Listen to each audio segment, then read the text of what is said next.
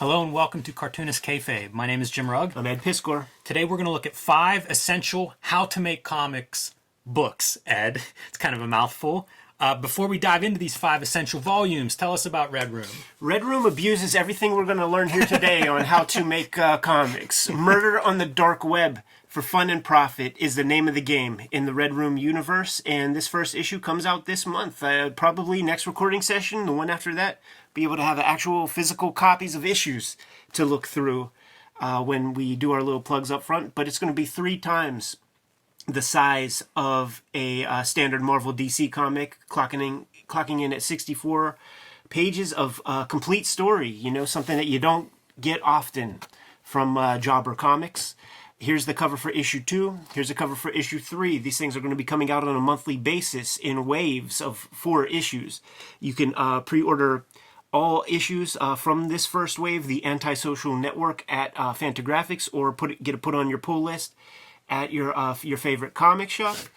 You can also bug your local shop about making sure they order the Red Room Free Comic Book Day comic, because this is going to be all original material. It's the best comic I've made to date. There are 5 stories in here that are all original, and the short stories kind of factor into the broader universe of Red Room, so it gets you to understand the universe a touch better. If you want to read the comics ahead of time, patreon.com/edpiskor. $3 gets you the archive. I have 3 complete issues up there, and new strips every Tuesday.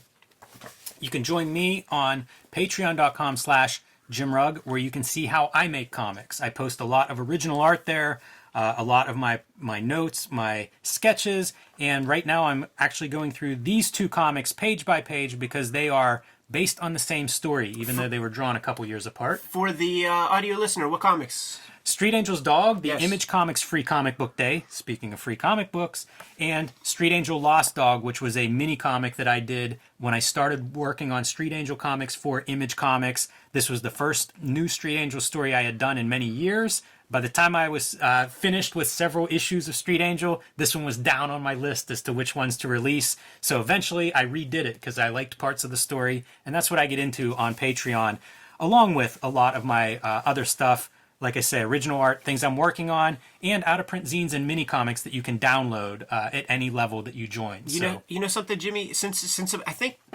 2015, I don't think there's been a free comic book day where one of the Pittsburgh Holy Trinity didn't have a contribution to free comic book I love it, man. Keeping that tradition alive, Ed. Goddamn right. That's my 3rd one, too, by the way. Nice. But we are here today to talk about some of the... I have at least 4 shelves of books that I would classify as how to make comics. You know, they cover a wide range of material, but I thought we would kind of look at a survey. We've looked at a few in depth, like How to Draw Comics the Marvel Way is a classic that probably everybody watching has heard of. But we'll run through a few of these, and they're almost subgenres. So the first one that I would talk about is the aimed at comics, how to make comics specifically. This is the Famous Artist Cartoon Course. Again, I would put this in the same category as How to Draw Comics the Marvel Way. The Landon School. However, yes, the Landon School, which preceded this one. But you can see this was purchased by me off of eBay. Whenever I first got access to eBay, when it first showed up, I started looking for this. And it's an amazing, amazing document because it is all of these great cartoonists. And I wonder if there's a better list of who is involved. I mean, they're all on the front, too. Yes, you can see caricatures of them, but it's Rube Goldberg, Milton Caniff, Al Cap, Harry Henningsen, I'm unfamiliar A lot of with. these names I don't know. Willard Mullen, Gurney Williams, Dick Cavallari, Whitney Darrow Jr., Virgil Parch, and Barney Toby. So some big names that we do know, like Milton Caniff, but a variety of different cartoonists. And as you go through, you know, there are biographies of who is, you know, what kind of comics they specialize in. But this is an amazing thing. 24 lessons in all contained here, and I don't know, 400 or 500 pages, photocopies front and back. And this was a big business in the first half of the 20th century. And I mean cartooning, not correspondence courses, although I suppose they were a bigger business back then too. Sure. But one of the first things that you would see is, what are applications for this? You know, this was not a recreational thing that you were going to do this as a hobby and take this course. The idea was, this is a trade. Yep. And, you know, you can make money doing this. And so they have some examples of where you might ply this trade. And eventually they just get into, after several pages of examples, just lists of further places where you might be able to do this. And I always am sort of sad when I see these lists, because so much of this business has sort of evolved, gone away, been replaced with different things, photography and digital media. But it's still amazing to see just where cartoonists were applying their trades and paying bills. And you could do this remotely. You know, there are a lot of cartoonists that would maybe take a correspondence course first and then end up doing their freelance work via mail. Yeah, all that said, with these joints that like went away, you know, who wants to grow up to be a blotter? Oh, is that like blotter paper? It's like you have your own window pane acid? I'll be honest, I'm not sure what a blotter is. X, this could be you. Adult books is listed though. The Eric Stanton route. Exactly. I also wonder if the Owl Cap chapter is about, you know, 3 sentences and is like, get Frank Frazetta to draw it. Dude, it is not. The Owl Cap chapter, oh man, it's not listed here. It's something like 24 weeks or something, where he goes through every single daily and talks about it. Like the building of the strip. His chapter is building a humor strip, an ongoing humor strip. So you get profiles of who these cartoonists are that we're going to be getting our notes and lessons from. And I mean, like Milt Caniff, the biggest strip cartoonist of the first half of the 20th century. Big footprint. Yeah, exactly. I mean, this is the lineage that Jack Kirby comes from. Yeah. To put it in perspective, just how influential this guy is. Most of the action strip artists of like comic books will say Caniff and like Hal Foster and you know the first sentence. This is going through and telling you what to expect, but then we get into our tools. Always a fan of this. And again, pretty common if you are looking at some of these how to make comics books, they'll have a section like this. Jimmy, I finally bought a rolling pen. Why on earth would you do that, Ed? There is an application, and when you're making splatter comics, you dip that mother effer into your liquid frisket, and it gums up to there, so that when you put it down on the page, you could get fine line frisket. Wow. So that you don't spatter over tiny details that might be important to you. It's like when you're using like the latex kind of frisket, then you use a paper cement eraser, one of these gimmicks. And then you pick up the boogers off of that, man. But, dude, I have a fucking rolling pen. That's amazing. I'm old enough that I used rolling pens in college assignments. God damn. Yeah, exactly. This is something that we've talked about, lifting up the edge of your ruler so that your pen's not touching the ground, but you can run a pen or a brush across that ruler to get a straight line. I've done that, too. Not easy. You're a real inker if this is your common way of ruling out a straight line with a dip pen or a brush. You're a cheap inker, because all it costs is about 4 or 5 cents, man. 5 cents if you have an 18-inch ruler, and you just tape pennies down on the downside, and guess what? Magically, your ruler isn't touching the paper. Of course, you get into lettering, the technical side of this stuff. Caniff's a bad motherfucker, man. He really is. Drawing for reproduction. And these are things that we've looked at in some of the other videos that we've made. But it's very thorough, as you can see at home. You know, that's a pretty fine print that we're going to go through and explain this. Dude, let's add another name to duotone and duoshade. Craft Tint Double Tone. Single tone and double tone. It's amazing how many of these supplies used to be made. You buy them at drugstores and stuff. Anywhere, convenience stores, you could find this stuff. A lot of this early stuff, you know, halftone engraving, I have no idea. I can't imagine that you're using that in any capacity today.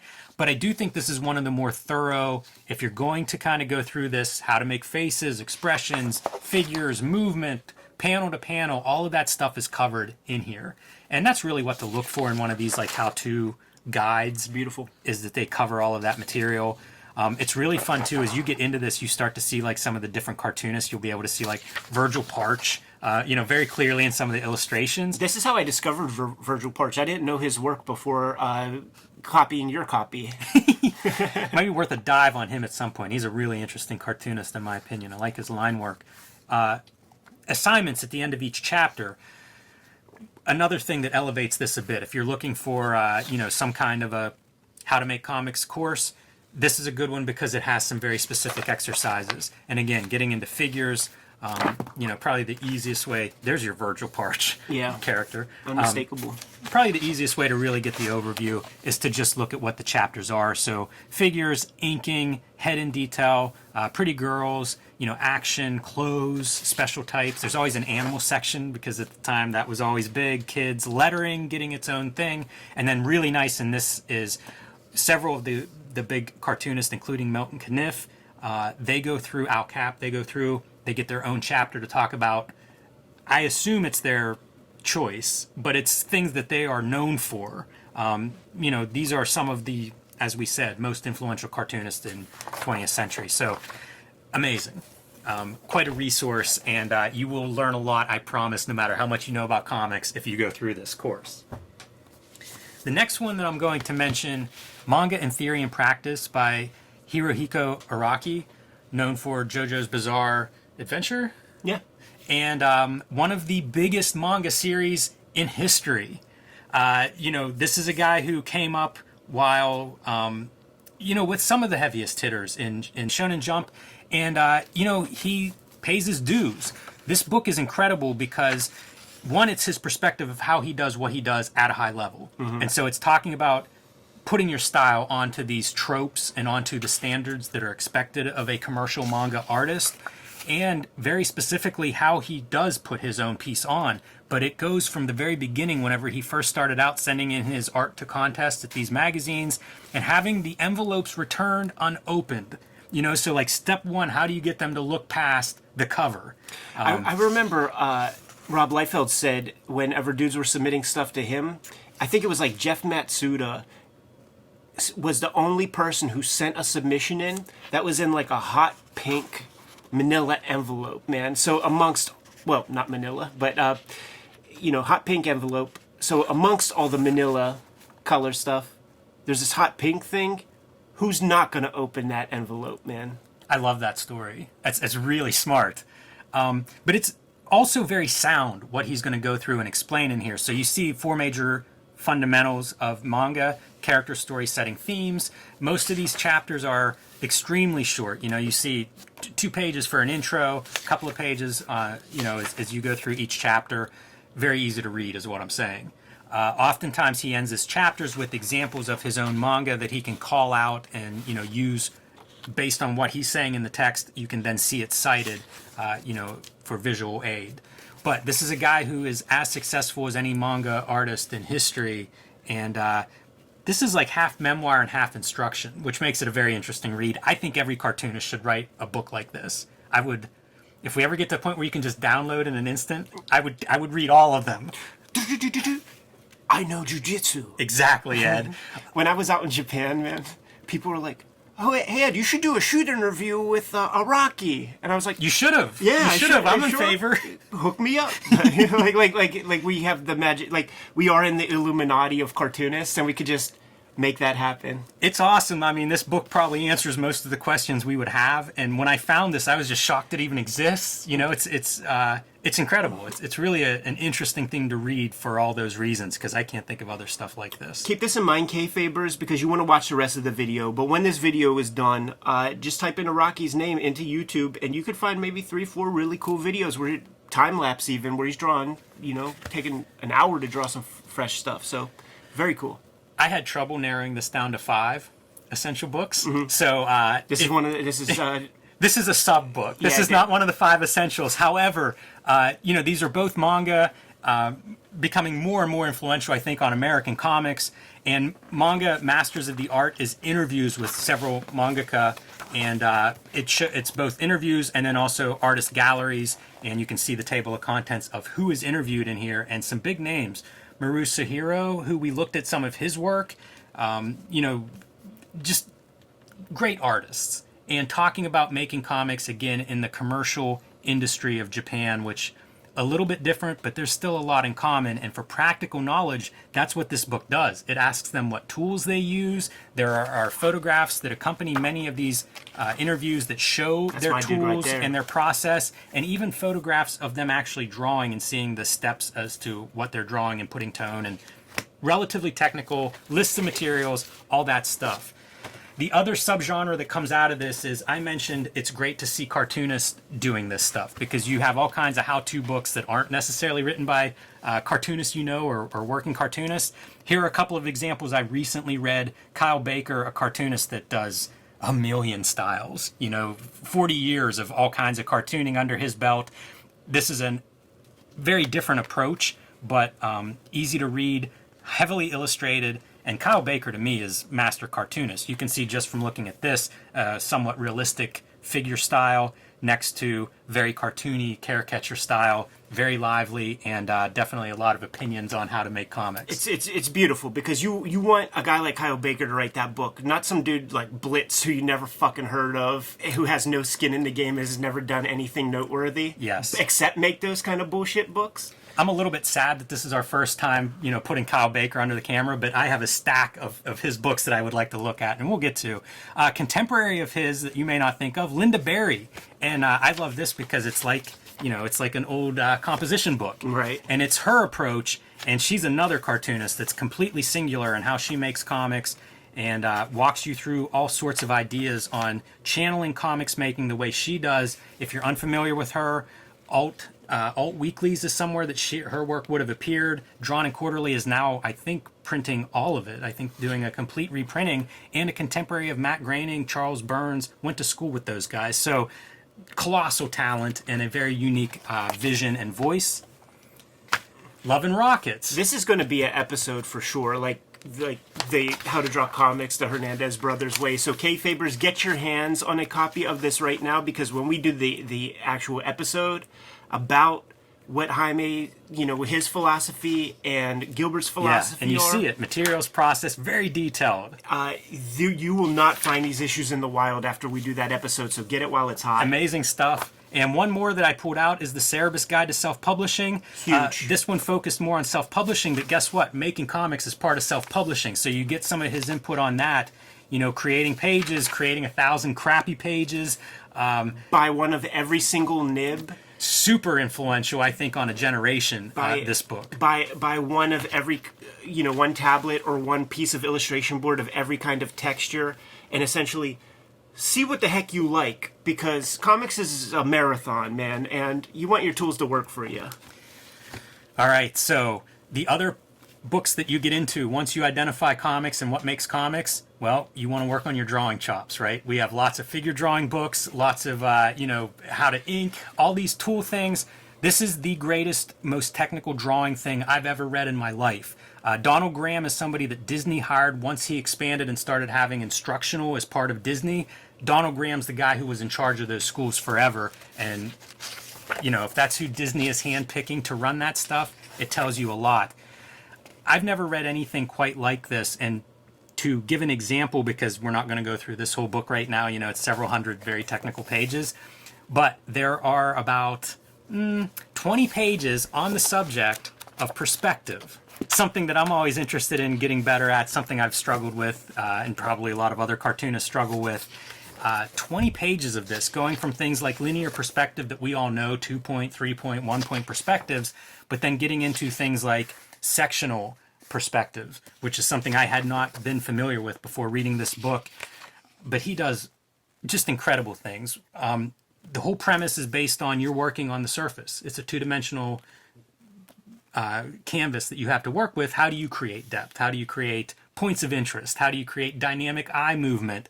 And it is, you're extremely thorough on that subject matter. You're a kid learning to draw some stuff accurately. You can now draw a passable human figure.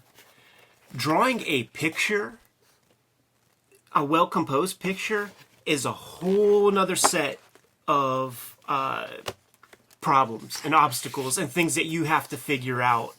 And any little bit helps, man. Yeah, this is a phenomenal book. Again, it's one of those things, if you read this, I promise you will draw better. Yeah. When you come out the other side.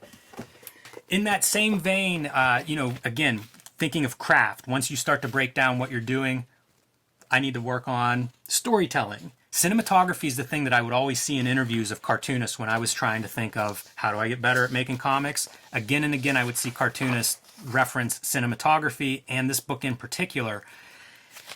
Storytelling is what I would call it, but it's things like camera angles and what do these things mean? What's a point of view shot look like? Why does that have meaning? Continuity is something that you might think of as like the 180-degree rule. Yeah. The idea, if one character's on the left side of the room, don't switch him to the right arbitrarily. Let us see him cross because we understand space a certain way. And in comics, that is something I see done wrong all the time, where it's like, I'm not sure where these characters are in relation to each other. That's usually pretty important. So this idea of continuity is one of those pieces that sort of sets that up and explains it. I think I might have seen Frank Miller reference this in an interview. There's fascinating stuff in here. Like they, talk about how the arrangement of images in terms of editing and cutting can change certain things. So you'll see the close-up of a character's eyes cut to a chicken dinner. Yes. Now this character's hungry. Same eyes cut to daughter. Dad loves daughter. You know what I'm saying? Like there's a whole chapter on it. A whole chapter on cutting. Exactly what you're saying, Ed, and where that meaning comes from. Benefits of close-ups. And you know what? I meant to mention this because a good companion to this is the Hitchcock Truffaut book. Yeah, sure. The very first book that's referenced in here is Hitchcock Truffaut, and it's like page 6 or something. I remember reading this and just being so excited when I saw that because that's a book that's really important to me. And it kind of, all of these books overlap is the other thing. You're almost creating a trajectory as you read a few of these because they do reinforce that they might say it a little different, which can help. But I feel like I get pieces from each of these things every time I go back to them. And this is really like your fundamental visual storytelling, the foundation. Go on archive.org. You can listen to the Hitchcock Truffaut conversation. It's broken up in about half-hour chunks. It's going to take you a year to you listen to a half hour. You hear about the movies mentioned. Spend time. Go watch those movies. Listen to the next half hour with all the fresh stuff that Hitchcock just talked about. Go see those 2 or 3 movies that he's referencing. Wash, rinse, repeat for the 13 or 30, however many MP3s there are. You're going to know some things about storytelling at the end of it. Yeah, that book is masterful because it just does a chronological walk through his filmography, which does make it easy to watch as you listen to pieces. But yeah, it's a real master storytelling. This is the last book from my 5 essentials that I'm pulling out. This is the DC Comics Guide to Coloring and Lettering Comics by Mark Chiarello, handling the color side, Todd Klein handling the lettering, intro by Steranko. This is an amazing book. This is another one that I had been hearing about. I finally tracked down a copy. It's incredible. It made me order the other DC guides because this one is so well done. Chiarello takes coloring, which is as complex as any visual component you can imagine, and really clearly explains it in a way that made total sense to me and I think is extremely applicable if you're trying to make color comics. So, gives a brief history of comics. We've talked about this stuff quite a bit. The colors that you don't use, that they all use right now. Yes. He should make that more clear. Talks about how we had 63 colors to choose from and then they expanded it to like 124. But by the way, that expansion, erase those. Yeah. Just don't use those. Just stick with those original 63. He has some really cool ideas because, of course, most of this is based on digital coloring. One of his ideas is to start with those original colors, which were made in 25% increments, so 0, 25, 50, 75, or 100 of each of these ink colors, and, you could mix them together. Start with those because that's like the visual color language of comics. And then you start to deviate from them little bits at a time. So if you're doing skin tones, it used to be there was one skin tone, 25 yellow, 25 magenta. There is no blue. Right. As Klaus says in the Apple commercial. Now, his suggestion is you want everybody to have a little different skin tone variation. Now it's 22 and 24, or 20 and 26. Minor variations that are still built on that original palette that you look at an old comic, that's what it looks like. The principles of color, hue, complementary colors, value, intensity, color saturation. Intensity is something that you would see as maybe saturation in Photoshop if you're thinking of what the counterpoint of this is. He explains saturation a little bit differently, but that was kind of my takeaway. But really good with examples, of each piece as you go through. I just found it super instructive. Like I said, it's clear. It shows examples often of what happens if you do the wrong thing. Just a really great resource and pretty concise. If you look, this is not a thick book. This is a super easy read. You know, half of this book is also lettering. Yeah. So, you know, it's a very brief history and guide to coloring in comics, but very effective. One thing you never ever see in every single computer colored piece that you're showing, like, it would stick out like a sore thumb if they did such a thing, but you never mix black into your colors. I'm sure he mentions that. And a lot of comics come through our offices here from the mill and stuff. One of the hallmarks of kind of amateurish color is exactly that. You will see they'll just like pick around on the ridiculous color wheel of Adobe Photoshop, and the colors that look nice up there on the screen might have some black in them. So when it is being projected onto a piece of paper and inks are being applied, there is a percentage of black that's being added, and it muddies up your color. Yes, and he does address it, Ed, in a section about CMYK versus RGB, because once he gets to chapter 4, it gets into digital. Some of this stuff, very, very applicable to this day. Some of it a little bit specific with things like software and hardware, although Photoshop's referenced, but, you know, you're not sending your files in on a CD-ROM anymore. This is about a 10-year-old book, maybe even older than that. So some of that stuff is hit and miss, but the CMYK RGB and why black gets mixed in if you're working RGB and flip over to CMYK, for example, if you're not entering those color values, why that happens. It's just a perfect, it's certainly a perfect intro to coloring for comics. And for cartoonists out there watching this who are doing everything themselves like we do, I think there's some valuable knowledge in here that's pretty quick and easy to pull out. This is neat. This is where he talks about saturation, and for him saturation has to do with ink on paper. So once you start putting in, like, say you know, I said you do 25% increments of CMY, maybe you do 100 of 100% of C and 100% of Y and 50%, it starts to be way too much ink. Yeah. And that's what he's referring to saturation, is building up this thick ink, which ultimately absorbs light. And will give you sort of this heavy effect. So that's what you're seeing there. Storytelling with color, this is great. Essentially, read your story before you start coloring. There should be a purpose behind it. And then gets into things like psychology, different techniques, black and white, monochromatic, all these different things, but how those get into like psychology and expressionistic tendencies. And now we get into the digital part, which has some important information, but again, some of that stuff has changed. So something to keep in mind if you do bother to track down this book, which I do recommend. Mark Chiarello. We sing his praises, I feel like, every week now when we're recording, Ed, but he doesn't stop. You know, like showing examples of this is wrong because this is the colorist adding shadows whenever Bruce Timm already figured out the light source. So stick with it in your coloring. Don't fight the light source if it's applied. Many artists aren't doing the light sources and leaving that up to the colorist, you know, so in that case it is the colorist that gets to apply that light source, and you see tons of examples of that, you know, little tiny subtle gradients, spotlight of where the action is, darker water in the back. I wouldn't even notice that, but it does add up, and if you do it wrong, forget about it. So that is the coloring portion. Then we get into part 3. Lettering with Todd Klein. And that's who you want to teach your lettering stuff, man. Yes, indeed. You know, if I want to learn about finance, man, I want Warren Buffett to tell me what to do. Don't give me no job guy. Give me the guys who are at the top of their game. And he starts out right away, hand lettering versus computer lettering. This is probably a much bigger debate in the late 90s and early 2000s than it is these days, but you get to hear some of his thoughts on both sides and why, you know, the virtues of each. Getting into the tools, and this is really great because he shows the Ames lettering guide that everybody wants to know. What are all those holes for? How are they used?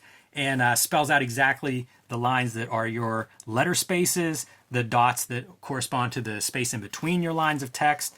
It's really interesting how tight traditional comic book lettering is to me, because if you look at like digital auto letting, the space between lines, often typeset lettering, it's greater space between lines than what we find in comics and hand lettering stuff. So it's kind of a neat little detail, but goes through and shows some of these different tools that are used and how they're used. It's funny, I did a lettering video a while back, same thing. Like I'm tearing apart my technical pens for reasons that I don't totally understand. We're both doing, but just showing you the equipment, I suppose, at home, and you can see him practicing his lettering form. Well, showing them off, I should say, not practicing, but showing us how to do it.